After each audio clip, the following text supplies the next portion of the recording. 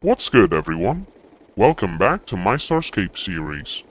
Right on episode 2, I get some juicy goodies in order to get myself started on the challenge series, including a ship which will have a good reaction whenever I get it as well.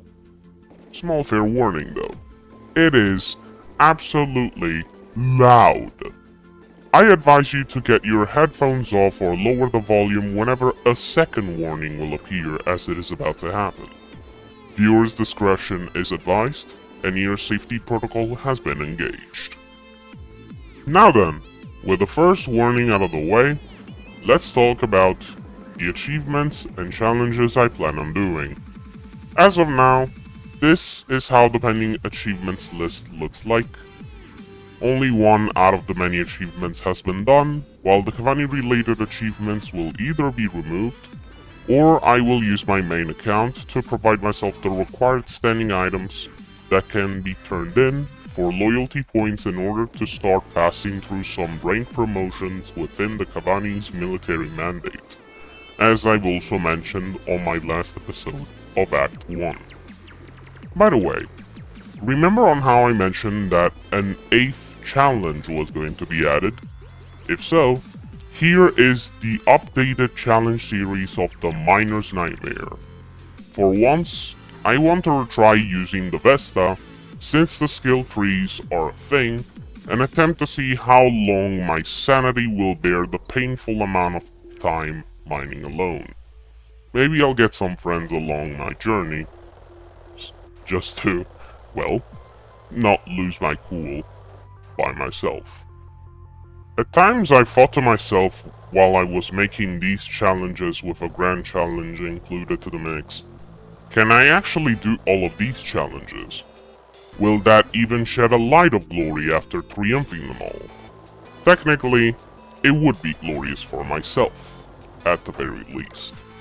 Some people will probably make fun of it maybe, PvPers specifically, as I'm mostly dedicated in PvE sections of games I dedicate my time to. Every single time I thought of doing something out of the ordinary PvE-wise, specifically on games my cup of tea is always full with, it felt a bit disappointing, or just seeing all my hard work crumble down to some event that is out of my control, such as horrible lag spikes whenever I still had my old Wi-Fi, then died within Diluvian Mechanism at Wave 27 on Deep Woken with my Capra slot, while also seeing someone calling you boosted, quote-unquote, even after working on the very slot by yourself without the help of anybody.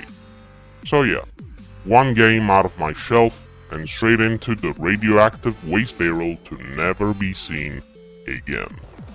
Then there's Life Sentence, where I was slightly above average in PvP, and also being one of the PvP games I used to play until North decided to convert it from R6 to R15. If you've seen my series dedicated to the game, you would notice how I would always use Shift Lock to aim my shots to swiftly take down enemies while landing most of the shots. Moving forward, when North swapped to R15, PvP became pretty much like the Hood, but a variant of it, which has made my motivation to slowly drop down to the bottom, quitting the game for an indefinite amount of time. Looking through the comments, I've seen someone talk about the second game aforementioned. Here's a screenshot from the Shellcore Command comment section. As much as I want to play the game again, I don't think it'll be worth grinding the money for blueprints again after everyone's money was wiped clean due to a duping problem. Don't get me wrong, I will think about playing the game again. Though there won't be any guarantee, I'll stay in the long term since there's no room of improvement for me PvP-wise, including the amount of grind I dedicated just to see it all gone because of certain people exploiting a game's weakness. No offense to those money dupers, but this is how my motivation often works in certain games. Moving on to Shellcore Command, Episode 2 will probably be longer than the first episode I have already published. So just for the sake of my own sanity and your time, I will probably perform time lapses as I travel to battle zones or objectives, specifically for episode 3, which will be uploaded 2 weeks after the second episode has been published. I will perform my commentary as per usual, when no time lapse is in place, along with my usual expression and opinion over certain topics. Oh yeah, if you want to check out the game, here is a reference to my shell core video on the top right corner of the video player, where a link in my description will be there for you to download it on itch.io. The best thing? It is a free game. It always has been, ever since Flash had existed back in the day. So check out the game if you want to have a taste of how Flash games were like. It is a hell ton of fun as well, and you won't regret trying it either. If you are considering to play it, no pressure of course. Something I've been wondering today while I was on my way home, I've seen a video of how a very popular YouTuber that I'm sure all of you know, Mr. Beast, with his competitions for money and donations along with everything? Well, I've heard he had made a tool to create thumbnails with AI. My mind immediately went like, what in the goddamn is wrong with him? Bro just made a way to steal everyone's hard work very easily. Not only that, he charges around 70 euros a month. Just like my old Wi-Fi used to charge for something that's also supposed to be YouTube beginner friendly? Bullshit! Okay, sorry for the ranting, but then again, how is everyone else that has a channel on YouTube along with their thumbnail artists and editors altogether make money for a living? What kind of advancement is this?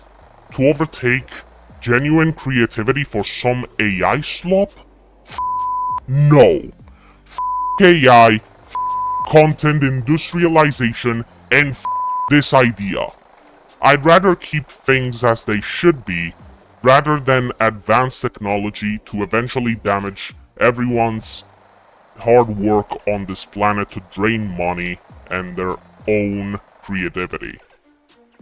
If technology should advance, it shall only do so as improvements of older technologies, not to farm and generate money while causing some serious damage for people who actually upheld their legacy built by their own hands, blood, sweat, tears, ideologies, projects, and creations made by the man's mind. Something nightmarish would be AI mimicking your voice, pretending to be you, while spewing out 10 video AI slops each day. Something an average person wouldn't be able to do.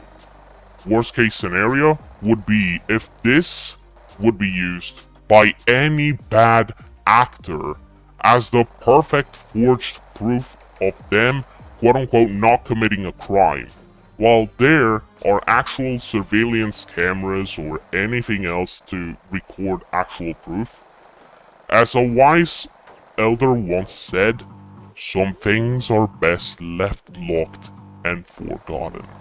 Before I go off and take my night's rest, I shall talk about something rather casual over why I always had a passion for pumpkin masks. I know, quite unusual to say the least, but hey, it is one reason why. Remember of how everyone gets told about horror stories specifically when Halloween's at the door?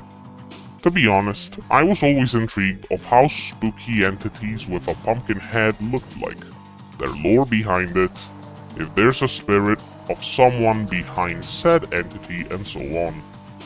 I took that imagination and began thinking about how I would present myself if I were to ever be known as, constructing the lore behind each outfit or character my mind could possibly imagine and applied it to whichever game I had in mind. Roblox thankfully has one of my favorite pumpkin series, the Sinister Pumpkins. I know that there's more of them, such as the classic pumpkins, but they're kinda not of my taste for one specific and unique design I had in mind for my avatars, such as Captain Pumpkin. The first ever Sinister Pumpkin I got on my account was Sinister F, the last variant of its series, which could have also signified the end of that line of accessories, since there's a known meme that if you press F on the keyboard, you pay respects. As time went on, while I spent time to try and get myself enough donations on Please Donate by interacting with people, I eventually managed to get myself the second pumpkin, Sinister P. The same can also be said for Sinister P's Pale Brother, obtained one day after someone had blimped me whenever it was my birthday. 10,000 Robux in short, if you don't know what getting blimped is. Speaking of which, I don't know if you're still around here, Lupus, but thank you sincerely for making my joy skyrocket whenever you had blimped me. Your help was an immense boost for me to finally collect the third pumpkin I wanted to have. Bless thy soul for such kindness. Lastly, whenever the worst Halloween event, hosted by Roblox, The Haunt, was opening its doors, I thought Sinister G was going to be the final prize. Color me surprised. Nope, they gatekeeped it behind a 24 euro Robux paywall, including premium, because they couldn't be ever fucking greedier than they already are. But thanks to Cheese and my best friend Art, who have gone far to help me out getting it, I eventually got it. My gratitude upon thee for helping me collect it before it was too late. You two are the definition of untapped, yet immense friendship I've ever had through thick and thin whenever Sinister G had made its first appearance. Thank you guys very fucking much. Anyway, that's all I have to say for this video. I will catch you all in the next video for my usual speech and opinions over topics I feel like discussing. Don't forget to leave a like below the video if you're enjoying the second act of my series, and subscribe to my channel so you don't miss my weekly uploads, where double video uploads also happen. Have a great rest of the day. This is Arctic, signing out.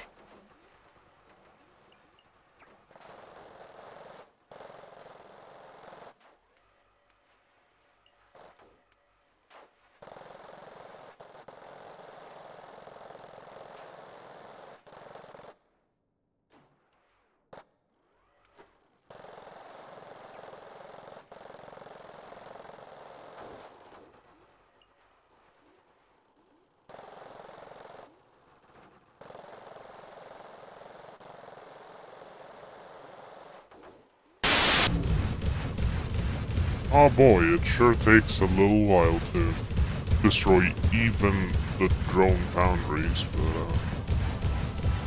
let me just take it down. Thank God I have a hell ton of coal here. Ooh, a hybrid, let's see what that is. Second drop right now. Oh my God, Claymore X, give me that right now, give me that. Oh my God! I actually got the Claymore X! No way, dude! No way, dude!